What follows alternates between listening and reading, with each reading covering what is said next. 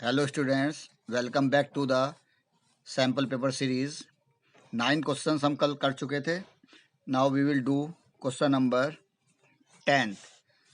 We start with question number 10. That's why start करेंगे हम.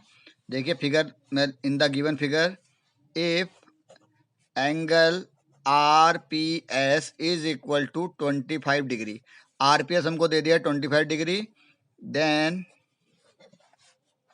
find the value of angle ROS.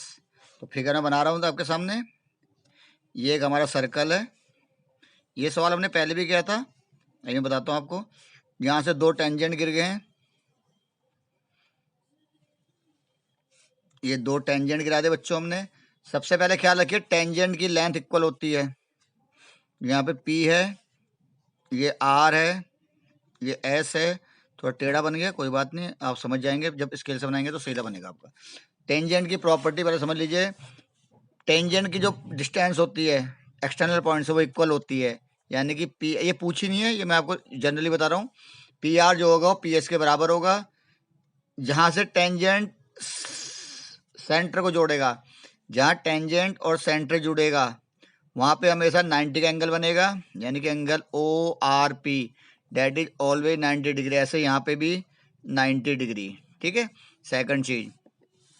और third है जो पॉइंट आर और एस है, इसे बोलते हैं बच्चों हम पॉइंट ऑफ कांटेक्ट. ये आ सकता है एक नंबर पे कि what is point of contact.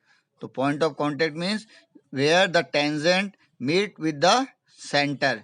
जहाँ पे टेंजेंट और सेंटर मिलते हैं. ये सेंटर गया, यहाँ से टेंजेंट आया. ये सेंटर गया, यहाँ से टेंजेंट आया. तो जहाँ पे हमारा टेंजेंट और सेंटर मीट करते हैं that point is called point of contact. तो हमसे ये तो नहीं पूछा था, हमसे तो पूछा था उसने. देखिए एंगल कौन सा देखा हमको, this angle R P S that is 25 degree. और वो पूछ रहा है कि आपको बताना है ROS.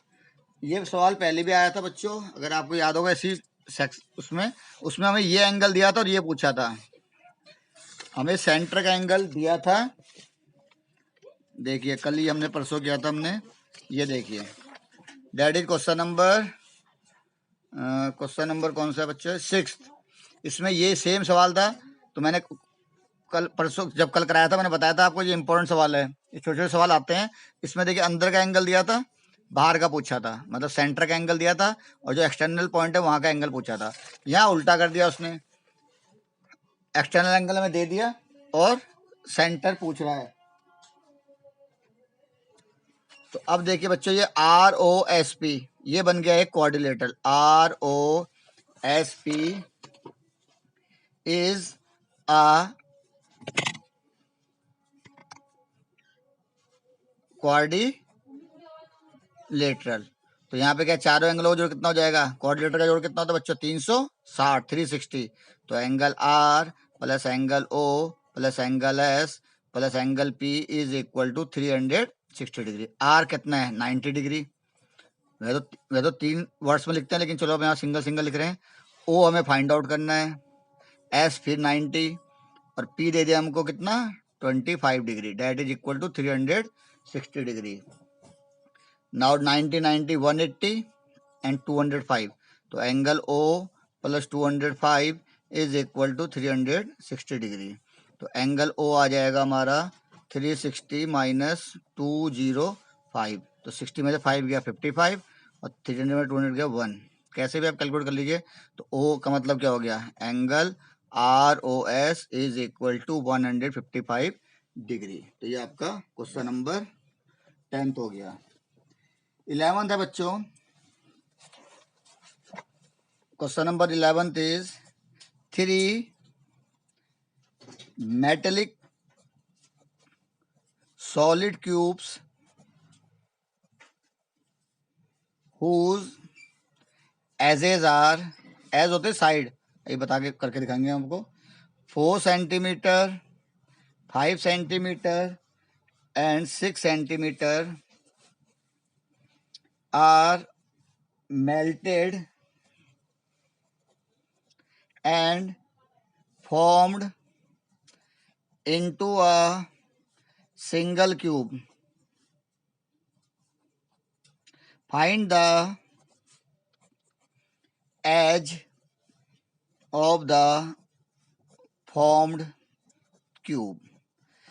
तो हमारी न्यूमेरिक, ये हमारी प्रॉब्लम है। देखिए बच्चों, वो क्या कह रहा है, 3 मेटेलिक सॉलिड क्यूब। क्यूब देखिए क्या होता है, जिसकी क्यूब आपका 3 डायमेंशनल फिगर होता है, जिसकी लेंथ, ब्रेथ और हाइट तीनों सेम होती है, उसको तो बोलते हैं हम क्यूब। लेंथ, ब्रेथ और हाइट हमारी सेम होती है, डेट इज कॉल्ड क्यूब। और अगर ये लेंथ, ब्रेथ और हाइट अलग हो जाए, जैसे कि आपका ज्योमेट्री बॉक्स होता है, या आपका लंच बॉक्स होता है, या आपकी ईंट होती है जिसमें एल, बी और एच तीनों अलग अलग हो, तो उसको बोलते हैं हम क्यूबॉइड। दोनों एक ही चीज है, बस नाम का फर्क है। जैसे रेक्टेंगल और स्क्वायर होता है, ऐसे ही क्यूब और क्यूबॉइड होता है। सबसे पहले तो समझ लीजिए। अब अगर बच्चों 3 आपके क्यूब्स हैं जिनकी एज, अब एज होती है, दिस इज कॉल्ड एज, जिसको आप साइड बोलते हो नॉर्मल भाषा में, दिस इज कॉल्ड एज। यानी कि यहाँ पे सपोज अगर ए और बी है, तो ए बी क्या होगी, हमारी एज। ठीक है, इसको समझ लीजिए, साइड को एज बोलते हैं in the language of mathematics, that is called edge. अब वो क्या कह रहे हैं, इनकी एज है 4, 5 एंड 6। क्योंकि एक ही क्यों दी, क्योंकि सब बराबर होती हैं। एल भी 6 है, ब्रेथ भी 6 है, हाइट भी 6 है। अब इनको कर दिया मेल्ट। ये मैंने आपको पहले बताया था, सैंपल नंबर 1 किया था, कि जब भी मेल्ट आ गया, यानी कि आपको वॉल्यूम निकालना है। बच्चे कंफ्यूज होते हैं कि सर एरिया निकालें, सरफेस एरिया निकालें, वॉल्यूम निकालें। तो आपको बता दिया है कि जब भी लिख दिया मेल्ट, मेल्ट का मतलब ही है कि आपने वॉल्यूम निकालना है। वो कह रहा तीनों को हमने मेल्ट किया और एक सिंगल क्यूब बना दिया हमने। अब आपको बताने की जो बड़ा जो क्यूब बनेगा इनको मेल्ट करके, उसकी एज कितनी होगी। तो सपोज वो हमारा बड़ा क्यूब है, यहाँ पे हम इसको वहां लिख रहे हैं। तो फॉर्मूला क्या होता है, साइड का क्यूब। तो ये बड़े क्यूब की साइड आ गई, इज इक्वल टू, पहला वाला है हमारा 4 cube plus 5 cube plus 6 cube. तीनों को हमने गला दिया, तीनों का volume, this is volume of cube, that is side का क्यूब। तो अब ये 4 का क्यूब, 5 का क्यूब, 6 का क्यूब। 4 का क्यूब होता है 4 4 जा 16 एंड 64। 5 का होता है 5 5 25, 25 5 जा 125। और 6 का होता है 6 6 जा 36 एंड 216। इनको तीनों को ऐड करेंगे तो वी विल गेट 6 और 4 10 और 5 15, कैरी गया 1, 2 और 2 4 और 6 10, कैरी गया 1। यह आएगा आपका 405, 405। लेकिन अब बच्चों इसको हमें क्यूब निकालना है। तो देखो अब क्यूब को कैसे शो करते हैं, कुछ बच्चों को भी मेरे ख्याल से क्लियर नहीं होगा। क्यूब को हम कैसे लिखते हैं, स्क्वायर का तो पता है। सपोज यहाँ पे लिखा है x square is equal to 16, तो बच्चा करता है एक्स इज इक्वल टू √16। लेकिन अगर यहीं पे होता x cube is equal to 16, तो उसको हम कैसे शो करते हैं, देखिए। तो एक्स को लिख सकते हैं हम, ये तो 16 ही आएगा, लेकिन पावर कितनी हो जाएगी, यहाँ पे छोटा सा 3 लिखना है आपको, ये हो जाएगा इसका क्यूब रूट।